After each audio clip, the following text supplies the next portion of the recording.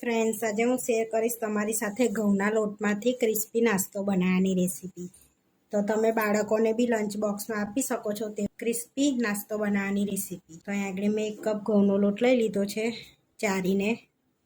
હવે એને થોડો ક્રિસ્પી કરવા માટે 2 ચમચી જેવો મેં રવો લીધો છે. હવે એમાં અડધી ચમચી જેવો અજમો એડ કરીશું હાથેથી ક્રશ કરીને. અડધી ચમચી વાટેલું જીરું એડ કરીશું. તમે આખું બી કરી શકો છો. સ્વાદ પ્રમાણે મીઠું નાખીશું આપણે. કચરા વાટેલા મરિયા એડ કરીશું આપણે. તો અહીંયા આગળ મેં 1 મોટી ચમચી અચકતરા વાટેલા મરિયા લીધા છે. અડધી ચમચી જેવા તલ એડ કરીશું એમાં. અડધી ચમચી જેવો ગરમ મસાલો એડ કરીશું જેથી સ્વાદ સારો આવે. અહીંયા કસ્તુરી મેથી લઈ લીધી છે એ એડ કરીશું. તો આ રીતે હાથેથી પહેલાં ક્રશ કરી લઈશું અને એડ કરી દઈશું. તો અહીંયા 2 ચમચી લીધી હતી મેં. 2 ચમચી ઘી એડ કરીશું આપણે. હવે બધું મિક્સ કરીને સરસ એવો આપણે લોટ બાંધી લઈશું. પહેલાં બધું મિક્સ કરી લઈશું આપણે. આની અંદર ઘી એડ કરીએ એટલે ક્રિસ્પી નાસ્તો બને આપણે ઘી એડ કરવાથી. તો આ રીતે બાઇન્ડિંગ થાય છે. તમે આની જગ્યા પર તેલ બી લઈ શકો છો. આપણે જેટલું ઘી લીધું હતું એટલું તેલ લેવાનું છે તમારે. હવે થોડું થોડું પાણી એડ કરીને એવો કઠણ લોટ બાંધી લઈશું આપણે.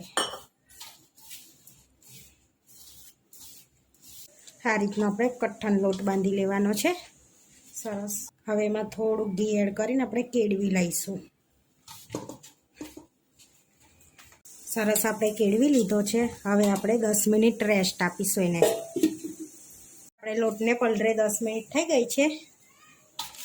ફરી કેળવીને આપણે ગુલ્લા પાડી લઈશું. હવે આ રીતનું લઈ લઈશું આપણે. હવે આપણે તેલ ગરમ કરવા બી મૂકી દીધું છે. ત્યાં સુધીને આપણે વણી લઈશું. હવે આપણે એને વણી દેવાનું છે.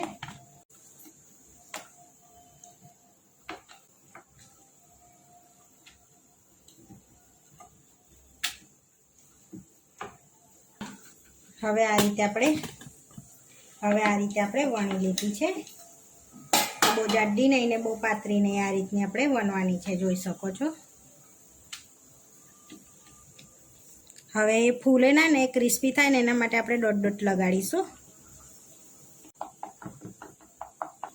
ને. તો આ રીતે આપણે પિઝા કટરથી પાતળી સ્લાઈસ કરવાની છે. એ રીતના કટ લગાડવાના છે. આ રીતના.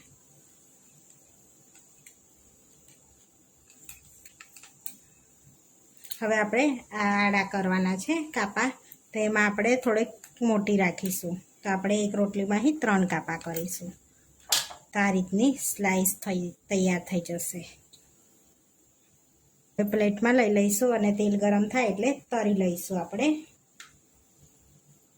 તો અહીંયા આપણું તેલ ગરમ થઈ ગયું છે. હવે આપણે જે સ્લાઈસ તૈયાર કરી હતી એ એડ કરીશું. હવે આપણે એને પલટાઈશું અને આ ક્રિસ્પી થાય ત્યાં સુધીને આપણે એને તળાવવા દેવાની છે. સરસ આપણો કલર બી ચેન્જ થઈ ગયો છે. તો હવે આપણે પ્લેટમાં લઈ લઈશું. જોઈ શકો છો એકદમ અવાજ આવે છે ને ક્રિસ્પી.